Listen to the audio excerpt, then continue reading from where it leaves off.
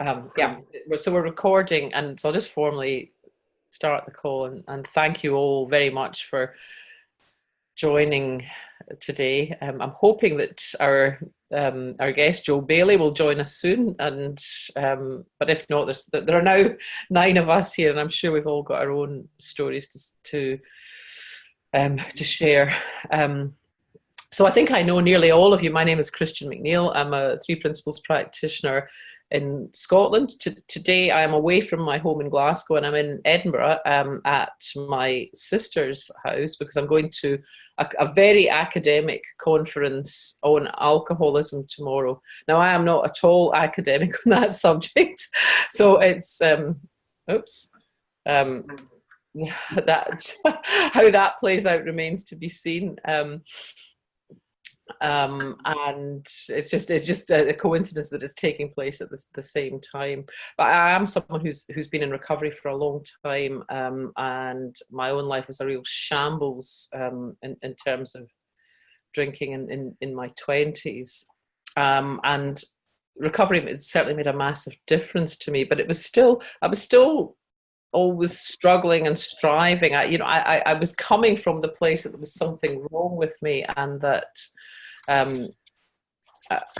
needed to work hard to be nearly okay. If I gave it my really best shot, then that I could have something approaching a normal life. And that was the kind of belief system that I had until I stumbled across the principles. And I had lots of struggles because it was a sort of self-fulfilling prophecy, that sense of I have this psychological issue. Yes, Joe now. Hello, Joe. Good to see you. Oh, you're muted. Hang on. Right. Hi. You're unmuted now, Joe. Welcome. I'm going to mute everybody else at the moment. Welcome. Oh, I am so... Oh, I think you've muted yourself again. Joe. Right, you're back. Can you hear me now? Yes. I had my time zone screwed up. I thought it was an hour later. I so apologize. I guess it was something. And Barbara, thanks for saving me. I was in the middle of a conversation with interviewing. I was interviewing a guy who was an inmate at rugby in England. Just a one thing, and we were in the middle of it, and I see this thing from Barbara. I went, "Oops!"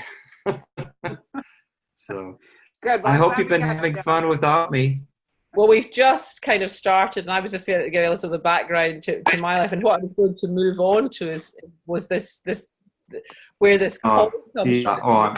I'll make it up. Well, yeah. So what? It was just for those of you, Joe and I earlier in the year ran a series of 6 calls called under the title "Uncovering Resilience in Addiction Recovery." Really, for anybody who had been touched by the topic in any way, whether they'd been had a personal issue with addiction, or a friend, or just an interest in the topic.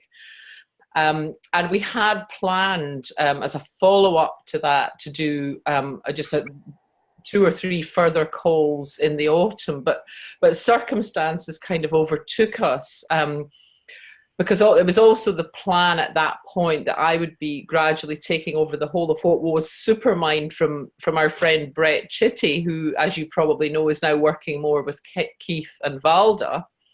However, Brett realised that Supermind was kind of costing him money, so that it really was not the way it was set up at that point was not viable. So he needed to sort of end Supermind quickly, and there were various other things that sort of happened, which so the whole idea of a follow-up just didn't really happen. But what we decided, because we did want to give those who'd been on the course, along with anybody else who was interested, we wanted to give those people an opportunity to just to share where they're at, and just to do something further on the topic, which I think is dear to, well, certainly dear to my heart. Joe, I know it's dear to yours, and I think it's dear to the hearts of a lot of people who are here tonight. So that's enough from me, Joe, and over to you.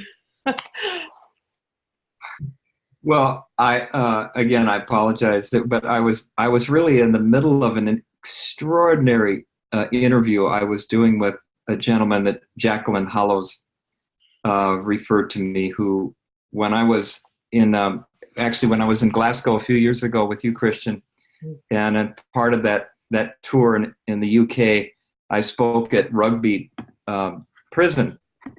And one of the gentlemen that I asked to come up in front of the room and share his story, David, and he had been in for murder and many things, life, a very long sentence. But because of his transformation, he regained his essence, his true self, and he just changed so remarkably that he became a coach working in the prison with the other prisoners. And then he was doing so well, they let him out on probation. He's on like very minor. He's working, he's doing great. I was just crying. I'm sorry. I was just in the middle of being all teared up listening to him and him tell his story about just how miraculous life is to him now that he's sober.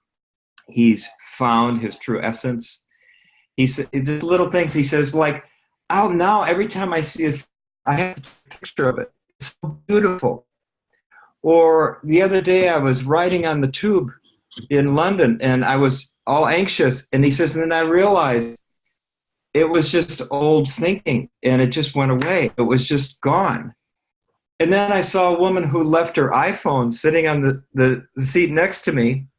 And instead of taking it, pocketing this 200 or 300 pound worth 200 or 300 pounds and putting it in my pocket, I jumped out of the train and ran after and gave her it, because he said normally I would have immediately taken it. Oh wow, lucky day for me. But now he said, I realized that has all these precious memories for this woman, all her pictures, all of her contacts. I had no choice. I had to give it to her. And he said, I never felt anything about anybody else's self. Now I have all this caring and compassion that I didn't have before. And it just, anyway, I'm sorry. I'm just kind of overwhelmed with this interview. Then I'm doing this interview for my new book, The Transformation Principle, and I'm interviewing people who've had those kinds of experiences. But I have to say, that was one of the most powerful interviews I've ever done. It was extraordinary. So, which is a good thing. I apologize. I feel very emotional. Just listen to his story. And it's such a honor and a privilege to interview all these people. And it's not just people with addictions that I'm interviewing. I'm interviewing people with all kinds of life challenges, whether it's trauma or anxiety disorders or depression or, having gone through an earthquake in Nepal. I've interviewed Bahima. And just hearing people tell the power of this standing to transform them, and then how that just ripples out to all these other people without any effort, without any ego, without trying. It just happens. So it's such a delight to see everybody. Hi, Harry. Hi, Patty. Hi, Amanda. Hi, Judy. Barbara, all these people that I have known, and it's just great to see everybody. Yeah, it really is. It really is. So, Joe, did you have anything further that you would like to say just now, or or alternatively, I thought it might be nice to just hear just a sentence or two from everybody on the call. I would love that, because I'm a little overcome emotionally right now. I'd love it if someone else would talk. Yeah. So I mean, you absolutely don't need to, folks, if you don't want to. But if you it'd be lovely to hear from you. What brought you to the call tonight, or if there's a question, and just anybody who wants to come in at this point, we'd love to hear from you. I mean, maybe quite briefly, but whatever. Harry, are you going to? By the way, Harry, I've been listening to your Inuit women from Greenland, and completely, that was another experience. Joe, you're I think. Joe, I think, the work that you've done, and Joe, I'm not sure if it's me, but I suspect your internet might be a bit sticky, or maybe it's me. It's difficult to know. okay. I didn't hear that, but I got the feeling of what you talked about, Joe, and I totally agree with it. It sort of shows what you're talking about when you're interviewing all these people, is as soon as someone is touched, it releases all of this incredible feeling of gratitude and transformation in their life. And in the Inuit case, it also releases it in a mystical way. And so they have that. But I feel the same way about the addiction people, Joe, or the whatever. It's the same scenario. They have this incredible power inside of themselves, and then through the privilege of sharing, of hearing something from Sid's message, it opens them up, and we go, wow, thank you very much for allowing us to participate with you. Thank you for teaching me about that, that feeling from the way that you're experiencing it. And that's one of the things I love about your area of addiction and truth. Of course, it's really truth, not addiction, is that it does release this incredible power. And what's hit me, Joe, is the ordinariness of addiction. It's just the same as everything else. It's just a symptom of, that we talk. And with the Inuit, they just, it related to them so that they could hear it, but they didn't have all that outside influence. They're an island, a microcosm within themselves. And that allowed, when the truth went out, it had a natural momentum. And in our case, it has a natural momentum, but it's more subtle. We don't, like sometimes I bet you go, like you mentioned, you talked a couple of years ago, and now you're talking to this guy, and he's a totally different guy. Yeah. That simple little understanding moves mountains. It's just so that to realize that whatever you're worrying about, fretting about, projecting in the future, being angry about, it's not coming from what you're thinking about. It's coming from your thinking in this moment. And that's not who you are. You're not your thoughts. You're the creator of your experience. So it doesn't really matter what the issue is. It's all the same. That's what even though that sounds simplistic, that has made things easier for me, because I don't have to have that heavy feeling when I'm talking to people. Yeah. I can just talk to them, human being to human being. Mm-hmm. Yeah, we're all the same. Yeah, it seems to be. The other thing that guy said, he says what he realized is that, because I said, you sound so loving and compassionate. He says, well, that's really all we really are. Everything else just covers that up. And that's who we really are, is love. Wow. Amazing. Oh, he froze again. Who froze? You did, Joe. Yeah. Well, it's cold here. It's cold here in Minnesota. Yeah.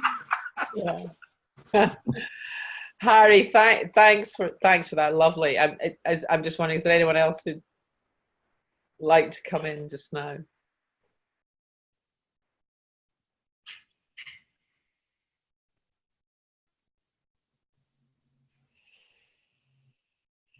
I'd like to say Going once? And Patty's coming Going in. twice? well, this is something that weighs heavy on my heart, and I don't really know what to do with it because this simple understanding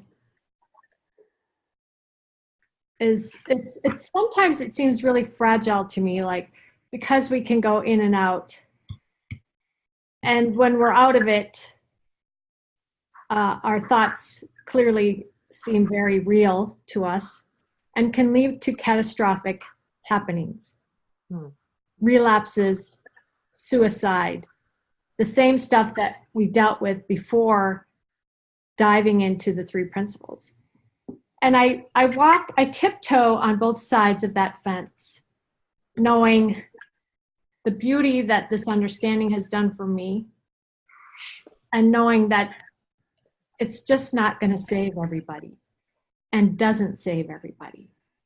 So I don't know what to do with this. It's just weighing heavy on my heart, other than to maybe just, I've said things in our meetings that are, yeah, guys, I mean, and until this is real for us, it's just an intellectual understanding, and you may go out and use tomorrow. You may go out and use as soon as you leave this building.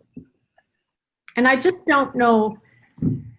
It's just my insecurity, I guess, talking, my insecure thinking. And yeah. Mm-hmm. I just have to keep pointing myself back to the love that I am, and that I have to have and be for the people who are going to go out and use, and not judge them to the best of my ability. Well, Christian, you want to respond to that, or I respond to that, either or both of us? Yeah, there's something I'd like to say, but you go ahead first, Joe. No, I've spoken. It's your turn. Okay. Well, Patty, I'm so glad you shared that, and I was just thinking, for me,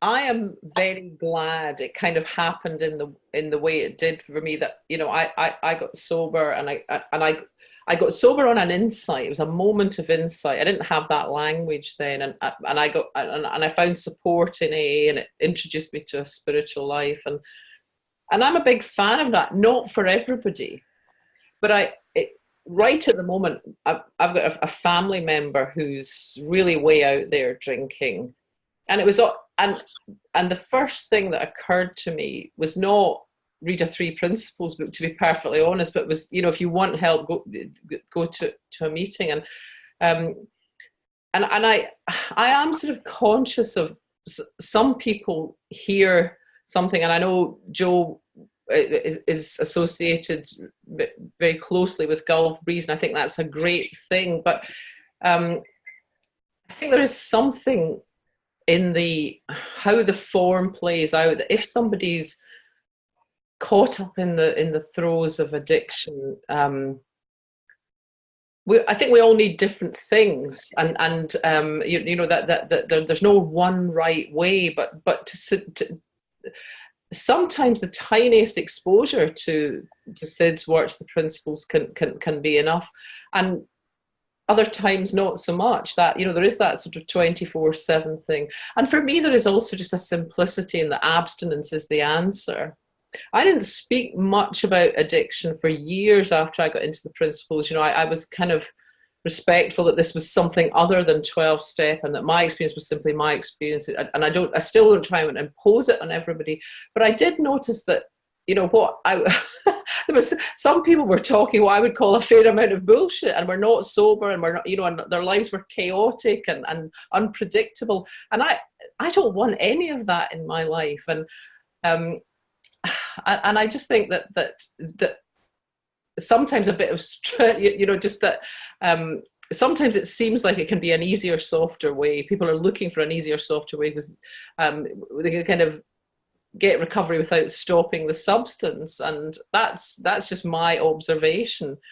And I was thinking recently, what came to me was that after the principles were introduced to Modelo, I remember reading that many of the households were headed by single parents who were addicted, and the vast majority of them got off their substance or substances, whatever they were, and they all did it in different ways. For some of them, the principles was enough. For others, they went into rehab. For others, they went to a 12-step thing. And I thought, yes, that's it, isn't it? It's respect. If it's really honestly following the inner prompting, the inner guide that wisdom is, that that what is the thing that I need at this moment. And I'm very much not in the camp that it's either one or other. I think there is that there can be a place for all sorts of things, all sorts of other organizations, smart recovery, and anything that's in there. My thought is go with what wisdom prompts you to go with. I mean, I know you're not speaking about yourself, but I think that message more widely. That's what occurs to me, Joe. I don't know how you see it. I really will second that motion.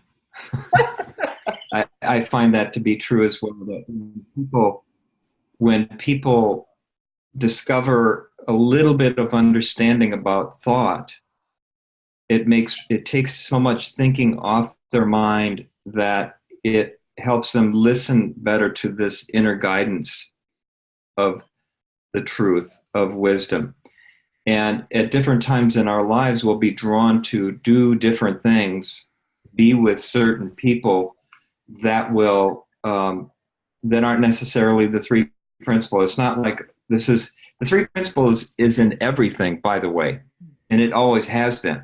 It is a pre-existing principle. It's not a thing. It's not a school of thought. It's just the way it works. So the principles have been at work in Christianity and in Buddhism and in AA and other 12-step programs. It's always been there, but it gets confused with a lot of belief systems. So anyway, I'm just seconding that I respect people respecting themselves. This man, his counselor was Jacqueline Hollows, who many of you probably know. And he said, I found in my understanding of the principles that it doesn't really help to give people advice. Even if the person is, like when Jacqueline would give me advice, I first have to check with myself, is that really true for me? And before, I never trusted in myself.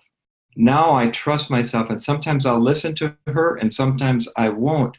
And when I have listened to her and it went against what I knew in my heart, it was the wrong thing. And when I listened to myself and to that wisdom coming through another person, and it felt true, and I found that it went very well. So we all ultimately have to learn to listen within to what is helpful in the moment for our well-being, for our sanity. So that's the first way I'd answer. And just to add on to what you said, Christian, I agree with that. And Patty, what I would say to you is, as someone like myself who's found something that was very helpful, we can get very, I know I did, evangelical and want to save people. And even though I've been a therapist for 10 years before I met Sydney Banks, and when I heard this, it was like I had this urgency to get this out to the world. It was an urgency, and that was ego. That was my ego in disguise. I thought I was doing good. I thought I was saving the addiction world, and it really put people off. And so I had to learn through the school of hard knocks, like we all do, that some people will be ready to hear this and some people won't. It's not your job, Patty. It's not my job to fix people. It's not my job to convince anybody. My job is to live from my own understanding as best I can in the moment. And when I'm living from that understanding, if people are open, it will naturally pour out of me in a way that's very helpful to people. And if people are resistant, I'll just listen. I'll just be with them in a different way. I won't, they're not ready. When they're not ready, they're not ready. You can't force it on people. And if you do that and because I know you're just getting started trying to start a treatment center and all that, we can feel like we've got to fix them. We've got to make them get this. But that's not our job. Our job is to live it as best we can from our own understanding, and then to listen and know when the door is open and we can share a little bit, know when the door closes again, and just really appreciate and love people where they are. That's the next step. And the next step. Like in the treatment center, most people that come there being dragged and kicked into the place. And the last thing they want to hear about is the three principles. So we first attend to their physical health, their physical needs, their sleep, their withdrawal from drugs, their, we once they're comfortable in their own skin, then they're maybe more on the bus stop where they can catch what you're saying. But if you're trying to talk through all of that discomfort, you'll just be frustrated. So you have to listen to your, many of you are helpers here. Many of you are counselors, and you know this. You just listen to where the person is and you meet them where they're at. You don't go over them or under them. You meet them where they are at. Don't be attached to convincing them of the principles. A bad idea. Live the principles. Speak from the principles. Don't speak about them. Speak from them. And from them, your wisdom will guide you to say the right thing at the right time. Or to shut up. Which is usually the case, to shut up. Quite often. To just listen and be with them in whatever they're going through. And that will take them, I can trust this person. You get rapport with them. They feel you're caring. And then what was it you were saying, Patty? And they'll be more open to you. So I hear you. I've been there. When I'm trying to work with people and my ego gets into it, I get stressed, and that's the alarm going off now. Oh, I'm invested in the outcome. And if I'm invested, I'm not going to be helping. Is this helpful? Good, Joe. Yeah, I get caught in my ego all the time. Very helpful. Thanks. Thanks, Patty. Lovely. And Barbara's coming in. Barbara is. Yeah, sorry I interrupted. I just wanted to say one thing. I've worked in the field of addictions for many, many, many years, and I used to run a family group. And in the family group, long before I knew the principles, the families would say, well, when are they going to wake up? When are they going to get it? When are they going to, when are they going to get this? And I said, well, if I could tell you that, I could make a lot of money. I could retire. I can tell you they're either going to wake up or they're not, but I'm not in charge of when they wake up. And now that I really do see the principles at work in our life, the sort of the thing that runs through my mind is they're going to see it when they see it, and that's reality. That's just the fact. They're going to see it when they see it, period. Everything beyond that is a creation of my thinking.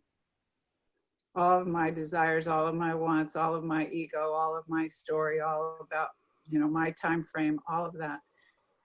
Once I can start to see that, they'll see it when they see it. That takes a lot of thinking off my mind And I am able to be more present to them the way Joe is talking about. You know, not my agenda. Comes when it comes. And I would like to say that there was something, if you could, you know, do the 12 steps backwards and inside out and upside down, you would get it, you know. And I'm, you know, in the big book, it does say, as a result of these steps, we had a spiritual awakening. It would be really nice to think that that's the way it worked. That's kind of a magical thinking that we've held on to for a long time. But the real truth is that it comes when it comes, and we're not in charge of it. But when we're listening and our minds are more quiet, it's much more likely to happen when we're looking in the right direction to see it.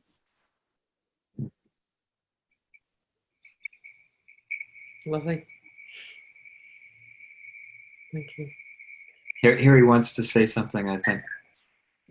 Okay. Heidi, do you want Thank you, Barbara. Thank you very much. Yeah. Okay. And I just want to add that people are getting more than we assume because we're so results oriented. I got to get rid of the addiction, or I got to get rid of the bad habit. But Marty's on here too, and we heard Sydney Banks fresh and original, and we would have to say that we're only now starting to live some of what he was teaching. So the evolvement in a spiritual level is a much softer way of looking at life. I don't know why I was so slow, but I never gave up because the message was so succulent, so dear. And I've heard that from other people who I see later on, a couple of years later, they said, thank you very much for what you shared 2, 3, 5 years ago, because it gave me something to hold on to when I needed it. So we're actually not very good at evaluating results. Because in my example, I would often at different stages be seen as a failure. But the truth was this feeling that I had inside me was too delicious to let go. And if we just release that in them and let them take care of the rest, it goes pretty good. Although it doesn't give a check mark in terms of results.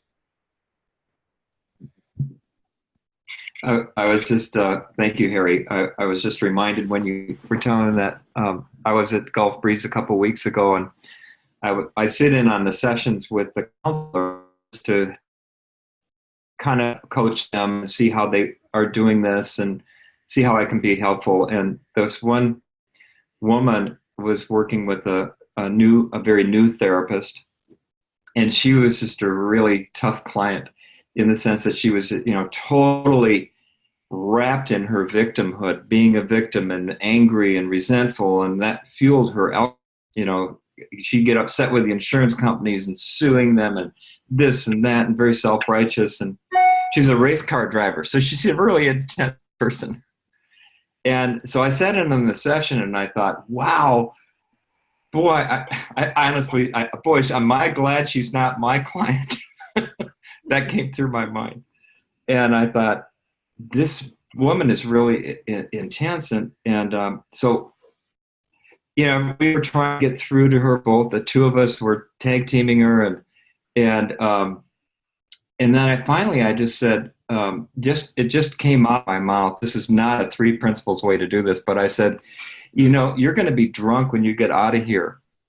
I guarantee it, if you don't give up being a victim. And, oh, no, you don't understand. And she just, I thought, well, I really blew that one. So I walked downstairs and I'm going to talk to the guests there in a group, a classroom. And she runs up to me and gives me a big hug. And she said, I don't know what you said, but when I went out in the parking lot and I had a couple of cigarettes, all of a sudden I realized all of the thinking I've been having about this was just total baloney, and it just all fell away. And then I saw her with her husband 2 days ago, And he said, I don't know what happened to my wife, but she's a completely different person. She's who I was when I married her 20 years ago. She's back.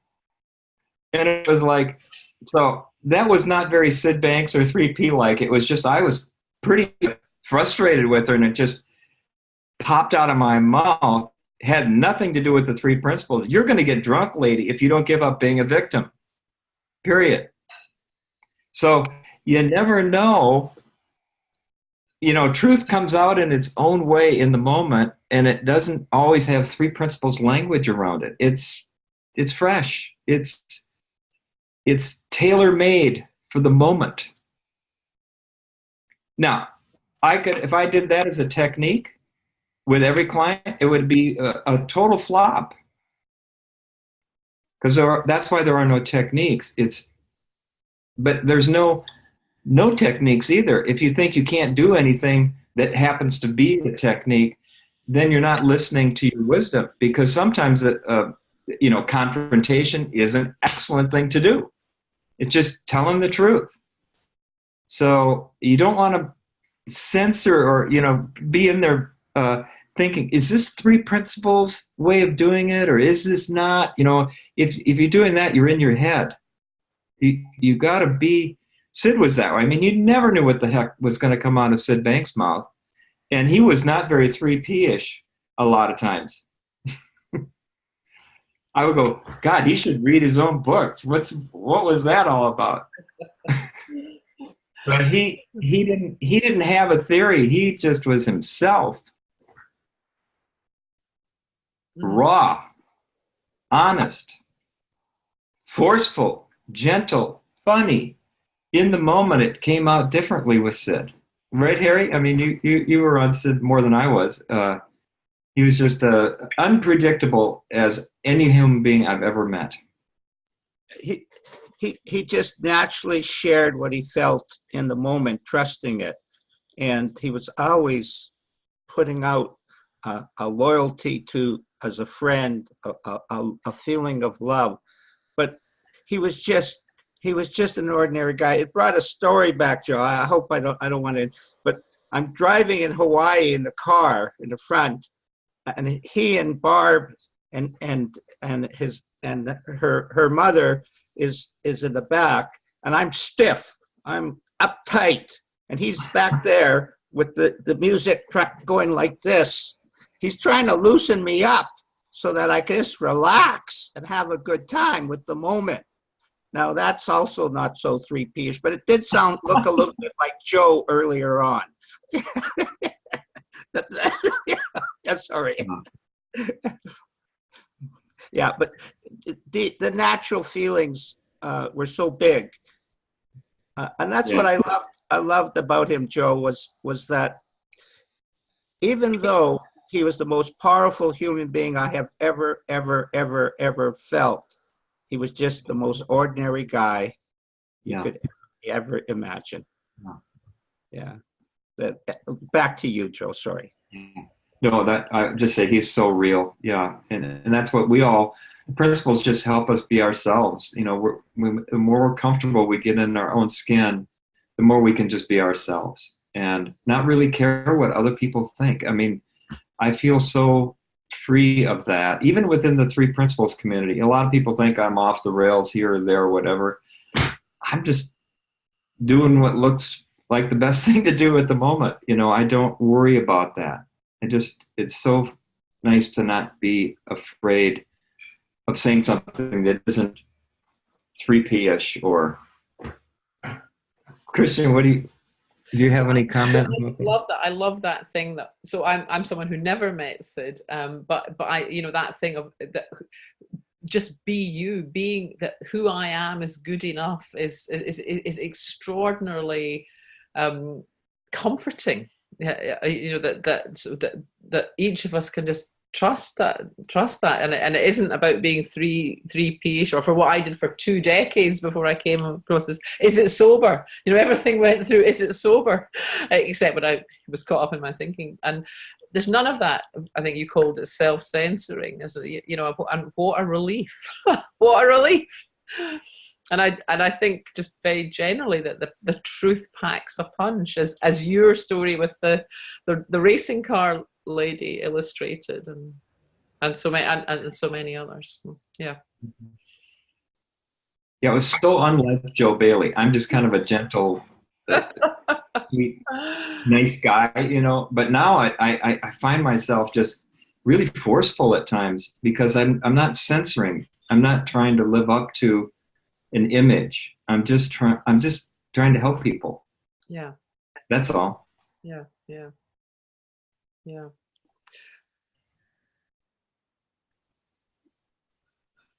Any other comments people have or questions or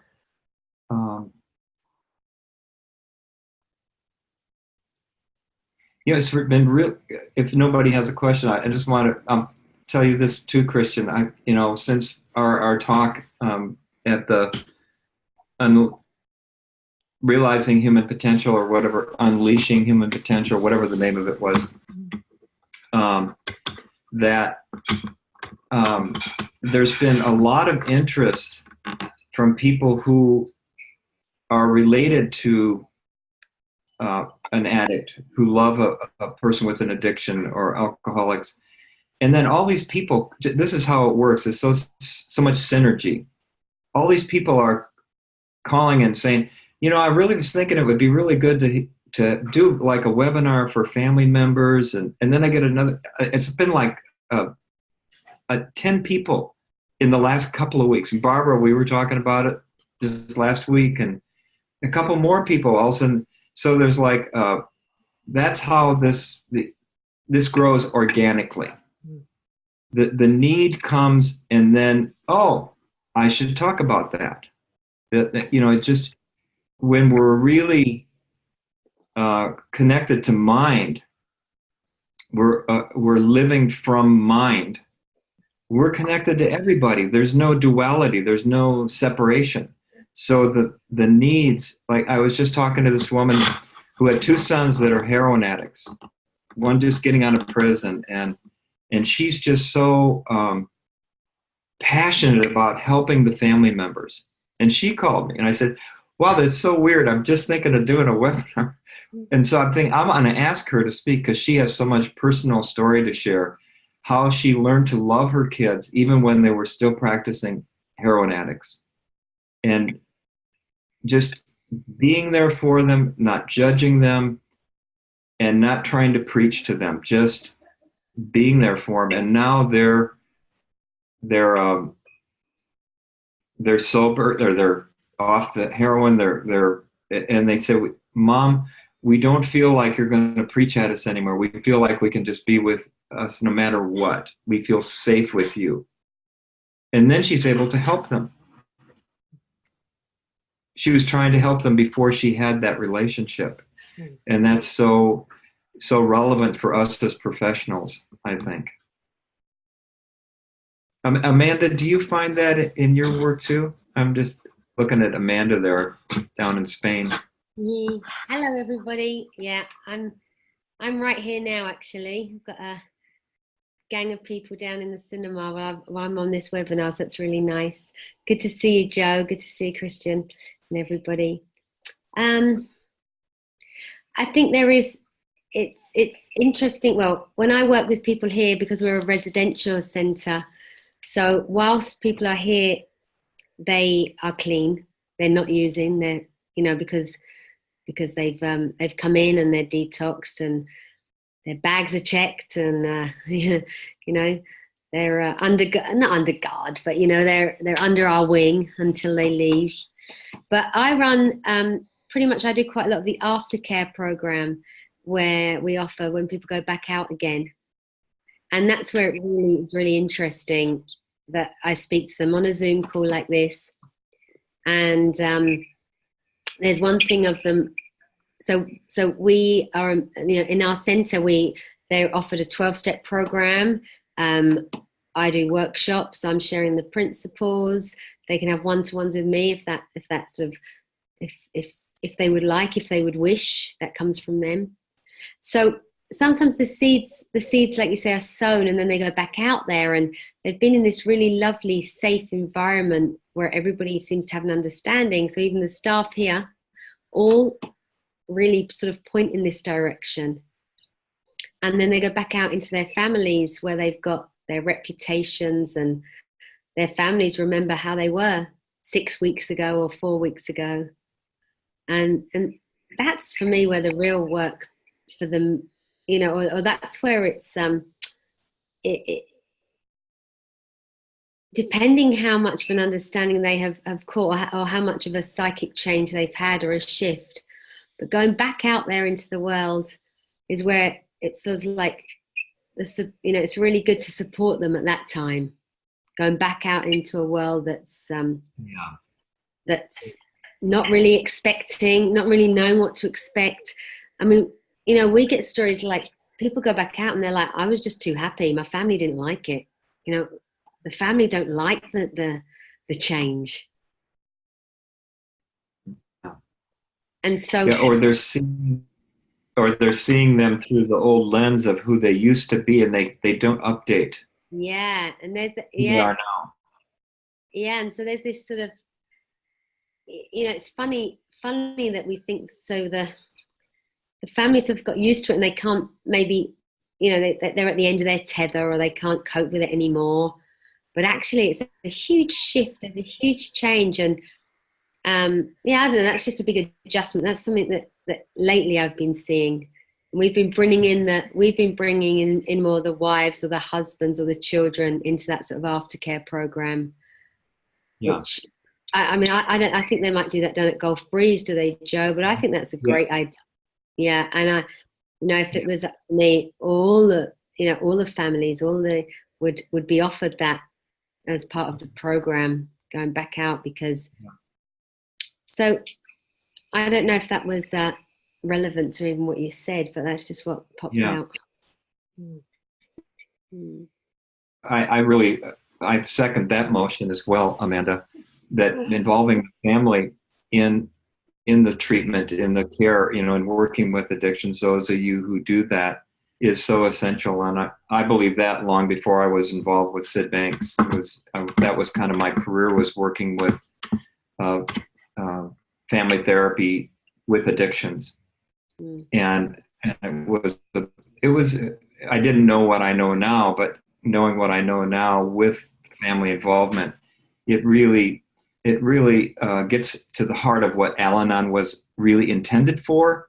But you add the three principles to the family part of that relationship with an addiction, with a person with an addiction, it really helps them. And that woman I was just talking about, she said, I quit trying to change my sons. I just loved them. And when I just loved them and didn't judge them, it took a while for them to, because they were used to me always trying to fix them. It took a while before they could see that I really genuinely love them unconditionally. And then they were open to what I had to say. They wanted to know more. They wanted to know more. What happened to you, Mom? What? So easy to be with you. And so when the family members gain an understanding along with the addict, it just is this synergy that happens that reinforces the understanding all the more.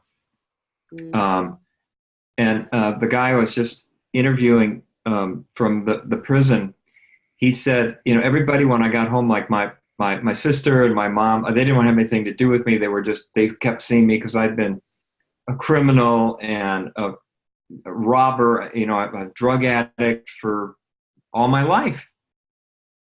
And they didn't trust me. And I just kept showing up as myself. And now they're like, we kept waiting for you to go back to the way you were. And now we see you really are who you've always been, minus the drugs and the behavior.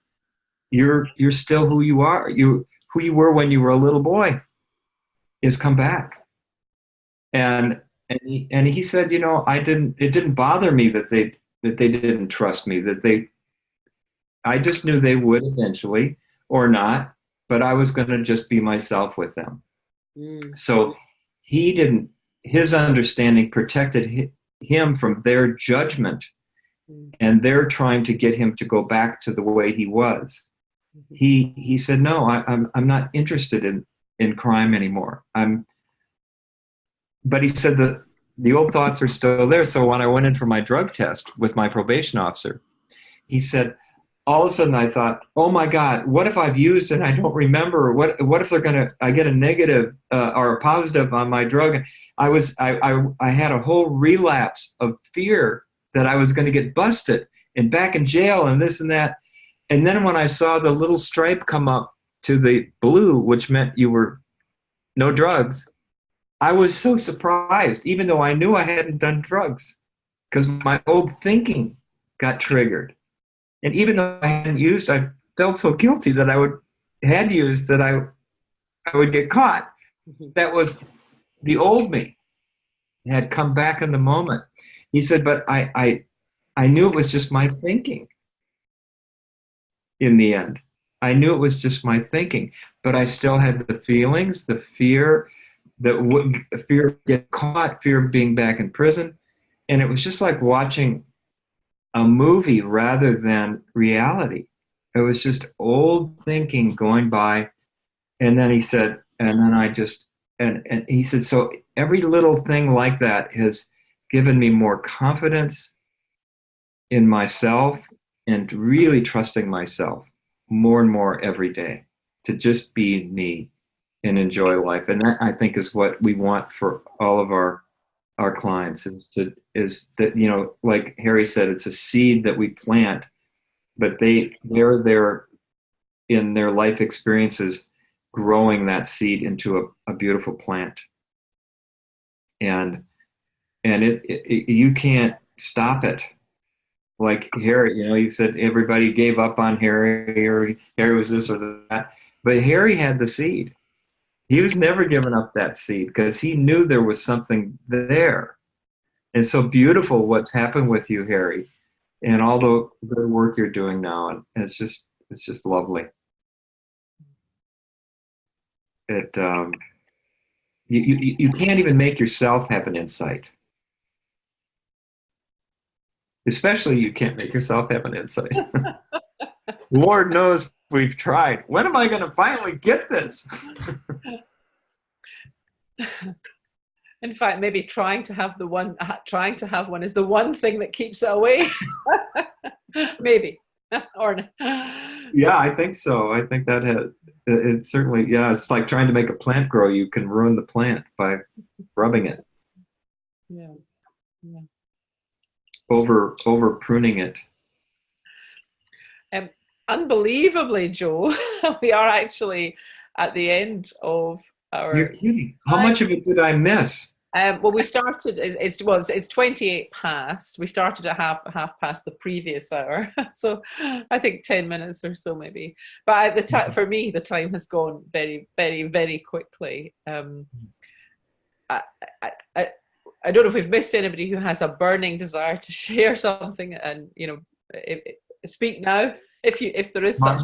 Or Lucy or Judy or Naomi, any of you have anything you want to say?